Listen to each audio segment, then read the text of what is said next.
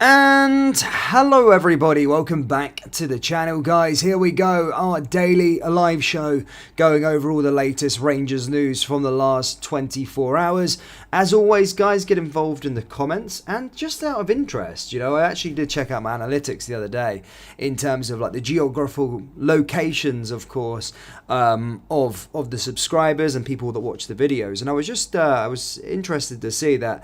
Obviously, I'm not blown away by obviously 85% of the audience is from the United Kingdom, but there was that 15% darted around all over areas of the globe as well. So just as we're coming into this live chat, do let me know and comment where you're watching this live show from, whether you're watching this live or of course on a replay. Let me know where you're watching from down there in the old comment section below. Also hit the like button, hit the old subscribe button as well, and of course we are here, a brand new month, and of course as always do a little bit of housekeeping on the channel, discuss the month that is ahead of us for Rangers. Obviously a very important one for us, of course. Look, the Old Firm game without no doubt is probably our most important game, of course, in the month of April. And it's our next game, of course, coming up. But after that, if we win, lose, draw that game, of course, we've still got other fixtures to navigate. So just thought, why not? Let's do a little bit of housekeeping and go through the April state of play before we go through the interesting announcement and discuss whether that will do or cause any problems for us going forward. But let's start here. So the state of play for April is as follows. To be fair, considering we've had European football recently, we're not going to be playing as such, 2 games a week as we were at the start of the campaign. We've got a bit more respite, to be perfectly honest, and some of you will look at that as a positive, especially going into this treble pursuit. But of course, as we already know, the game against Celtic is at the weekend. Don't be bunged out by the timings, guys. I'm in Indonesia, so they are on Indonesian time. Don't be looking at that and think it's UK time. But yeah, just showing the commitment I have to go to waking up and watching Rangers versus Dundee at 3 o'clock in the morning is always a classic. I do enjoy it though, to be fair. Yeah, guys, if you are just piling in, hit the old like button and subscribe. And as of course, April as it is. Obviously, we're going up against Celtic this weekend. That goes without saying. We are going to be discussing a bit more on that game against Celtic a bit later on into today's stream. But after that, following that, of course, we got to play that game in hand, which is important for many reasons. As whilst we can go top of the table this weekend, we can create buffer. Should we win that game against Celtic, we can create a buffer and, of course, play our game in hand and extend and get a bit of daylight between us and Celtic should the result go our way. Of course, playing against Dundee on that match on the Wednesday. Then following that, we've got Ross County away, and then again we've got a huge game against Hearts at Hampden in the Scottish Cup semi-final. Then, as you can see, April kind of ends there on April 21st. Don't worry, of course there hasn't been the announcement for the split fixtures yet. We will find out a bit later on. They will take I think the split fixtures come out on the after that game against Hearts, but then we'll be playing them on the 27th and the 28th of April. Then following that, the rest of the games will be played on the 4th and 5th of May, May 11th, May 12th, May 14th, May 15th, and then the Scottish Premiership season will be concluded, of course, on the 18th and 19th of May, and all the games will be 12:30 p.m. kickoff across the board on that front. So yes, we are going to be getting the post-match fixtures soon. Of course, 3 more games to go until we will get that announcement a bit later on, but as you can see, April is a very important period for us in our season and what we want to go on and try and achieve. And I would probably say the most important month, yes, more than May. I know there could be a cup final, and I know there's another Old Firm game on the horizon in May as well. But I do think that these fixtures right here will set the precedent for us for this campaign and whether we're going to go on and win this treble. Or most importantly for me, whilst I do look at the Scottish Cup, I want to win the Scottish Cup. My main focus at this moment in time is the Scottish Premiership. And everything is hanging. My hopes, my happiness is hanging on that game on Sunday against Celtic. It's hanging on it, and I'm nervous already. And I don't really like to start talking about the Old Firm game this early out, but it's what's much is dominating the headlines at this moment in Scotland. And of course, speaking of the Old Firm game, guys, there has been an announcement, and that, of course, is the referee and VAR has been confirmed ahead of the huge title race showdown. Now, I feel like when I was younger, I never really made a lot of discussions or not came online and talked about who the referee is going to be or who the VAR is going to be. But just recently, it's always a topic of discussion that fans are always discussing. And if you're probably on a Celtic side of things, people are probably saying that it's a bad one, and they're in meltdown on social media at this moment in time. And I don't think John Beaton's necessarily that good, but the other side are in a bit of meltdown going into this one. And to be fair, I don't mind John. I think John's actually all right when it comes to being an official. He's not the worst within the league, in my personal opinion. I've had a few rants and moans at him before in fixtures and stuff like that. Has got stuff wrong over the years, but he's not the worst one I think that we could have got for this game, to be perfectly honest. Obviously he's going to be assisted by Daniel McFarlane and then Dougie Porter, who will run the line at Ibrox. Willie Collum has been chosen as the fourth official, basically, so take of that what you will. At least he's not anywhere near the VAR booth. And then Nick Walsh is going to be taking on VAR duties with Frank Connor in the assistant booth. I should probably get John Beaton up, shouldn't I, on my screen? Why am I doing this? See, I'm not very quick at this. There we go. John Beaton. Yeah, we just spoke about John Beaton. I forgot to put the graphic up. But yeah, so that has been announced, guys. John Beaton's going to be the referee for the clash. This will be Beaton's first game in charge of an Old Firm, with Don Robertson on the referee for the meeting of September 3rd last year, and Nick Walsh in the middle for the contest on December 30th. So it's been a long time since we've had Beaton. As I said, I thought Nick Walsh was a bit of a disgrace in that game against Celtic at Celtic Park. Had some big decisions that he missed out on, of course. One of those being a clear handball in the box. So here's hoping John Beaton doesn't come out here. But both matches, as I say, have seen refereeing controversy so far this season. And so same with the sort of VAR. But having said that, though, guys, Beaton has got the Celtic fans currently in meltdown, and Brendan Rodgers actually did serve a ban for his comments on the match official. He basically said he was incompetent after Celtic's defeat against Hearts, where he was on VAR duty. I think he got called out. So a bit of beef there from Brendan Rodgers' side. And look, I don't think, as I've said time and time again on this channel, I don't think referees are biased in this country. I just think they're whack and usually pretty crap. But yeah, Celtic are not looking happy with that on social media. And of course, Brendan Rodgers got a bit of beef with John Beaton. But I don't really like to look too much into the referees. I really don't. I don't want to come across as one of these supporters. I'm not. But just on the track record, I was going to use a bit of French there, but it's annoying and frustrating that in these games, big moments don't get looked upon. And when you thought VAR was going to be brought in, we had that handball on the Alistair Johnston where we should have had been given a penalty in that game, and it's just frustrating when those moments happen. So I just hope that whatever the result happens this weekend, and some would say it's impossible to have no controversy in an Old Firm game, I just hope the discussion isn't around the referees and isn't around the officials, and that's for either or side. I'm just saying, I just don't want the conversation to be around these lot. And to be fair, whilst Brendan Rodgers said he's incompetent, and I don't think he's the best referee in the world, I do think it could have been worse. Willie Collum and what's his name, Nick Walsh. I think they're probably the worst ones when it comes to at their job. So I'm not too fussed about John Beaton. I don't think he's the worst.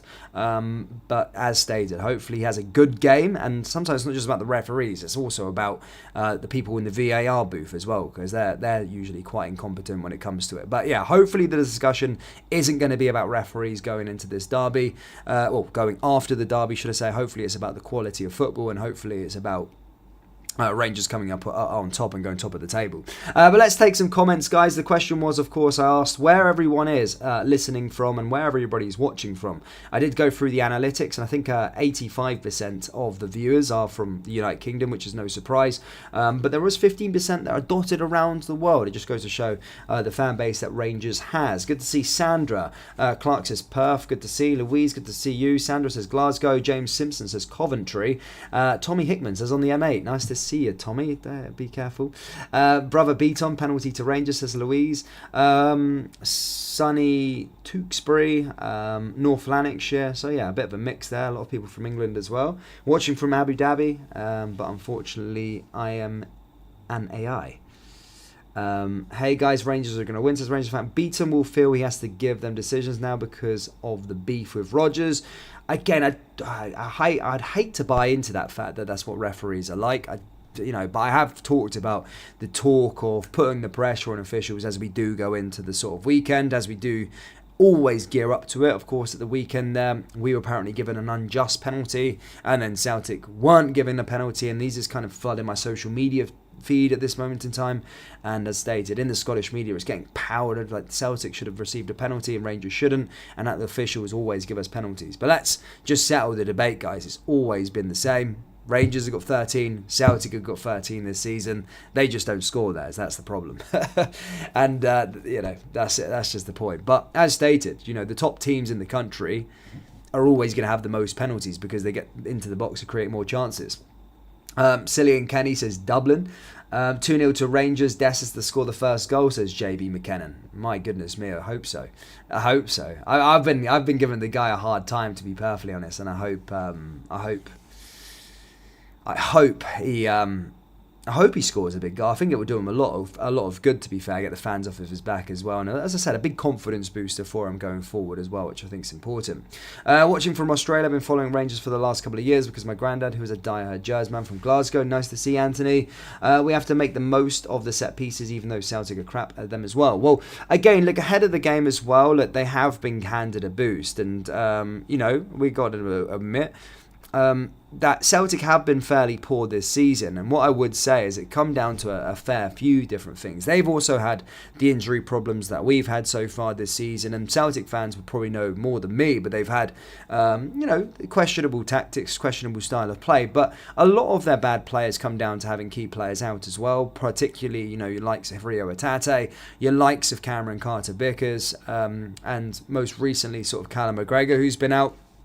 But they look like they're going to be boosted by the fact, of course, Vickers is going to be back, is back, I think, and so is Rio Atate, and then Callum McGregor looks like he could be a 50-50 at this moment in time. Of course, we'll get a bit more news as the week goes on, but they have been handed with a bit of a boost in terms of their players as well, and they're going to have players coming back for this fixture. But we're in the same boat, guys. We've got players coming back as well. We've been ravaged with injuries so far this season, and you could see the strain of those injuries prior to the international break. It was a bit of a problem for us. So it's going to be a decent battle, and while sort of Chris Boyd, Chris Sutton are remaining quite coy on the situation, remaining quite don't want to say who's going to win, and kind of this can go either way. They're very right. I heard the debate on sort of Sky Sports between them two, and they were right in terms of, look, we've got the home advantage here. We've seen that, look, playing at Celtic Park with all of their fans behind them, us not having any fans there, it's quite hard. It's tough. But on the flip side, then you have the advantage potentially that you can shut up the crowd. Now we've come to Ibrox, we're going to have 100% attendance of our fans in attendance, but it's up to our players to get the crowd up for it. Again, from the last game at Ibrox, it was a different atmosphere around the club. There was a lot of people that didn't really like Michael Beale. Things just weren't going right, and it felt a bit toxic within our fan base in terms of that sort of game as well. So to be fair, the Rangers players know what they need to do. The Rangers fans are right behind this team and right behind the goal that we have in mind, and that's to go and win the title. And we will be behind the boys from the start and the first whistle, but it's up to them to give us something to cheer about, because it can go the other way. The Celtic in Kyogo last time when they were Ibrox shut the crowd up essentially and silenced us because of getting that goal. And that's what can happen when you have got those home games. You can turn your own crowd against you. So for that first 10 minutes, again, it's another probably cliche saying, get in there, get the first tackle won, and go on the front foot and look to try and take this game. A bit like what we were doing with Benfica, I felt was good. Maybe not that freaking defending that we had against Benfica with every man up for the corners, but certainly off the front foot like that and really hit them where it kind of hurts, and as I say, get our crowd behind us and then put them on the front foot and let that crowd suck the oxygen from Celtic players on the park. And that can happen. We are the 12th man. We've said it so many times at Ibrox over the years, especially in our recent history, that what that Ibrox crowd can do against any team, doesn't matter the foe. So it is up to our players to get off to a really, really good good start. And under Philippe Clement, I really think he's going to go out with that ambition to get us off to a perfect start. But yeah, as the week comes on, it's just getting even more interesting. But guys, if you are just joining us today, of course, John Beaton is the referee who has been announced for this fixture against Celtic. And yeah, I mean, an interesting one. From our perspective, again, I don't think he's really that bad of a referee. I don't think he's had he's not the worst one in the division. Let's just put it that way. I would say I wouldn't say he's the worst one, and it could have been worse. I would say like a Willie Collum, Nick Walsh. Nick Walsh was the one that dropped that howler against Celtic at Celtic Park with the Alistair Johnston handball. So I don't think he's the worst one, but. Yeah, we need to hopefully the conversation, as I said, isn't going to be about referees after this one. James Perry says none of match fit. Keep McGregor quiet if playing sorted. Coventry number 2. Good to see you. Everyone's from Coventry. Jesus, like and interesting. A bit of a fan base down there in the middle of England. Interesting. In terms of other Rangers news, guys, it actually has been fairly quiet, to be honest with you. As the weeks go up, I swear there's always a lot to talk about with regards to Rangers, and just making videos on the channel here for the last couple of years, there's always something to talk about. Over this international break, and coming out of this international break, it's been really quiet. There's absolutely been like nothing to talk about. So we're just trying to pull out a bit of stuff from our arse at this moment in time. So bear with us. Hopefully we get a bit more updates as the week moves on. But yeah, guys, that's kind of all I've really got for you today. I'm running on fumes. As we do get a bit more substance, as we maybe get to a bit closer, or as the week goes on, hopefully we can have a bit longer live shows and enjoy it a bit more. But you know what? I haven't really got that much to discuss. But I'll leave a question for you guys. Well, firstly, hit the whole like button first and subscribe. But do you think John Beaton refereeing this game is a good thing or a bad thing, firstly? And secondly, what is your early score prediction? And then finally, who's the Celtic player that you fear the most that could have a say and an impact on this game? I wouldn't say it's any of their attacking players, nor that. What I would say is I think their biggest boost is Cameron Carter-Vickers. That would be my saying. I think he's a big boost for them defensively, because they kind of have been all over the place this year. But I think he would be a big boost for Celtic going into this game, and probably one that could have a big say in the match. But hopefully, we can get the job done. But guys, thank you so much. Short one today. Maybe I'll do a video later if there's enough substance. If not, then I'll see you tomorrow for the live show. But again, as this sort of series goes on, I want to do longer in the mornings, but I haven't got anything, so I'm not going to whip the arse out of it. I'll let you guys crack on with your day. Have a good Tuesday. We are the people. Monagers, and I'll see you all later.